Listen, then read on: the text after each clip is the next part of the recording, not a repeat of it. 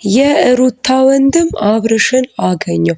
ሩታን እዚህ መሄድ አለብሽ እዚህ መሄዳችን ብለክ ልከለክላት አትችልም ብሎ አናገረው። ከባድ ነገር ተፈጠረ።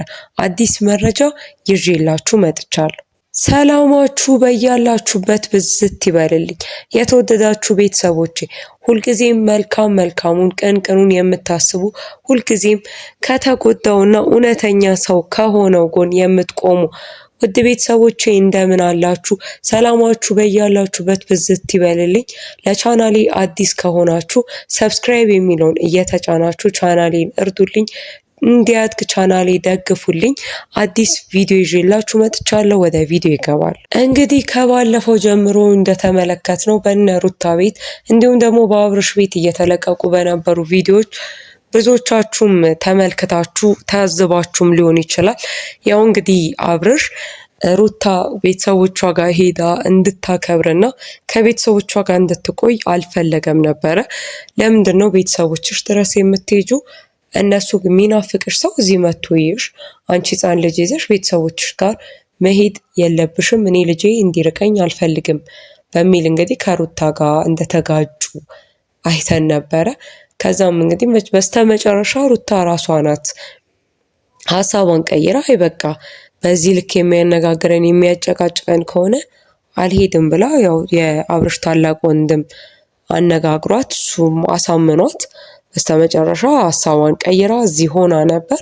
ከዛ በኋላ ነው እንግዲህ የሩታ ቤተሰቦች እናቷ፣ ታላቅ ወንድሟ፣ እህቷንም ጨምሮ መተው ሰርፕራይዝ እንዳረጓትና ደግሞ አብረንሽ ነን ከጎንሽ ነን ብዙ ነገሮች አሳስቦን ነበርና አሁን ላይ ካንቺ ጎን መሆን ይበልጣል ካሉብን ነገሮች ይልቅ ካንቺ ጎን መሆን ይበልጣል ብለው ያለባቸውን ነገሮች በሙሉ ትተው እዚህ መጥቷል። በተለይ እናቷ የሩታ እናት ያው ብዙ ብትጨነቅ ነው በዚህ ልክ ባህል በደረሰ ጊዜ እናት እንግዲህ ቤቷ ውስጥ ባህል ሲደርስ በጣም ብዙ ነገሮችን ልትሰራ ትችላለች እና ባህልን ቤቷን ትታ ልጇ ቤት እስከ መምጣት ከለመደችው ህይወት ከለመደችው የባህል አከባበር ወጥታ ልጇ ቤት ራሱ መምጣት መወሰን በራሱ በቃ የሩታ ነገር ምን ያህል አስጨንቋቸዋል የሚለውን የሚያሳይ ነውና አብርሽ እንደዛ ካደረገ በኋላ እንግዲህ የሩታ ታላቅ ወንድም አብርሽን ያናገረበት ምክንያት እንዲሁም ደግሞ ያስቆጣው የሩታን ወንድም ያስቆጣው ነገር ምንድነው? እሷን የትም አትሂጂ እያለ አይታችሁ እንደሆነ ከሄርሜላ ጋር የለቀቁትን ቪዲዮ ያው ብዙዎቻችሁ ያያችሁ ይመስለኛል።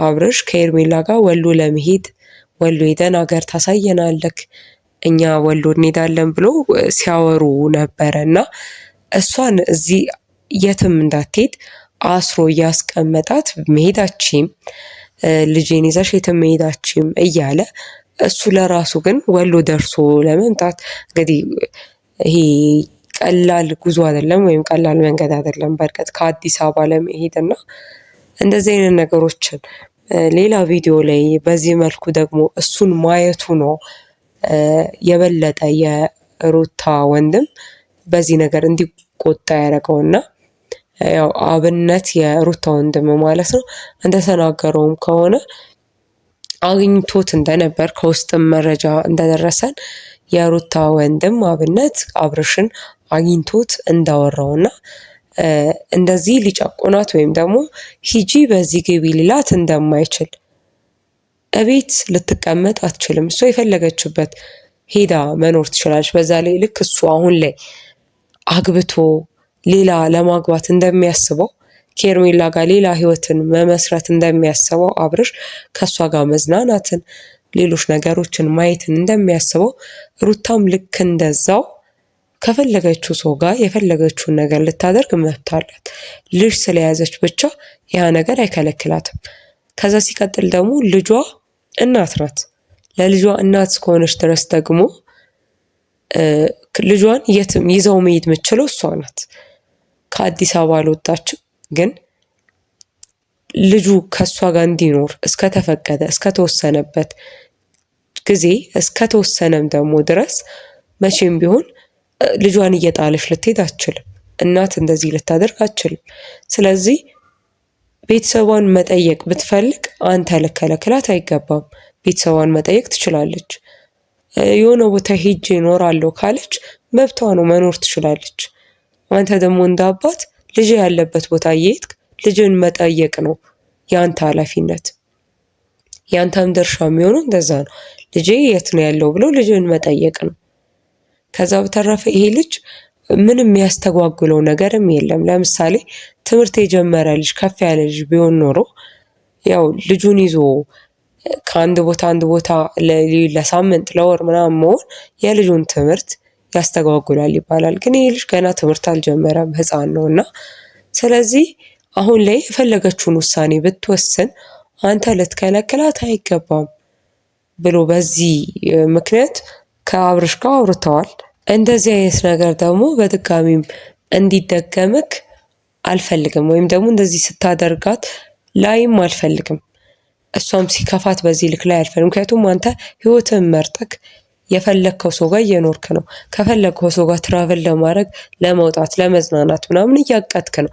ስለዚህ አንተ እንደዛ መሆን እያቀድክ እሷ ደግሞ ልጇን ይዛ እቤት ውስጥ ብቻ እንድትቀመጥ ልታደርጋት አትችልም። በዚህ ምክንያት ነው እንግዲህ የሩታ ታላቅ ወንድምና አብርሽ የተነጋገሩትና ያው አብርሽም እንግዲህ ልጄ ከኔ እንዳይርቅ ከመፈለግ የተነሳ ነው እኔ እሷ አትዝናና አትሂድ አላልኩም። ሆኖም ግን ልጄን ይዛብኝ እንድትሄድ አልፈልግም ነው ያልኩት፣ ያንን ነው ያልኩት ብሎ መልስ ሰጥቶ ነበረ። ያው ብዙዎችም ደግሞ በውስጥ መስመርም እንደሰጡን አስተያየት ልክ ነው፣ የሩታ ወንድም ያለው ነገር ልክ ነው። ምክንያቱም አብርሽ አሁን ላይ እያደረገና ያለው ነገር ለራሱና ለራሱ ምቾት ብቻ ነው። ሩታን ቤት ቁጭ በይ፣ ልጄን ስፈልግ ቤት መጥቼ ማግኘት እፈልጋለሁ፣ ስለዚህ ከቤት ቁጭ በይ ብሎ ከዛ ደግሞ ከሄርሜላ ጋር ለመዝናናት የፈለጉትን ሀገር ለማየት ትራቨል ለማድረግ ማቀድ፣ እንደዚህ አይነት ነገር እቅዶችን ሲሰማ ሰውም ከውስጥም የሰጡን አስተያየት ይሄ ልክ አይደለም፣ ራስን መውደድ ነው። በቃ እሱ ልጁን የሚፈልግ ከሆነ ሩታ ቤት ውስጥ ልጇን ስታሳድግ ብዙ መስዋዕትነትን እየከፈለች ነውና ምናልባት እሱም ሩቅ መንገድ ሄዶ ልጁን ማየት አንድ ለልጅ የሚገባው ነገር ነው። የሚሰጠው ጊዜ የሚሰጠው መስዋዕትነት ከዛ ይጀምራል። ገንዘብ ብቻ አይደለም። ምናልባት አብርሽ ገንዘብ ስላለው የፈለግሽውን ጠይቂኝ አደርጋለሁ ማለት ይችል ይሆናል። ሆኖም ግን ይህ ብቻ አይደለም። ለልጅ የሚሰጠው ነገር ገንዘብ ብቻ አይደለም፣ ሁሉ ነገር ነውና ስለዚህ ያን ማድረግ አለበት። በዚህ በአሁኑ የሩታ ወንድምም ልክ ነው የሚል አስተያየት ደርሶናል። እኛም እንግዲህ ከውስጥ መስመር የሰጡንን አስተያየትና መረጃ ጠቅለል አድርገን ወደ እናንተ ይዘንላችሁ ቀረብን። ውድ ቤተሰቦች እስካሁን ቤተሰብ ካልሆናችሁ ሰብስክራይብ የሚለውን እየተጫናችሁ የቻናሌ ቤተሰብ ሆኑ። ቻናሌን እርዱት፣ ደግፉት፣ አበረታቱኝ። ላይክ፣ ሼር፣ ኮመንት ማድረግ አይረሳ። ሰላም ቆዩ።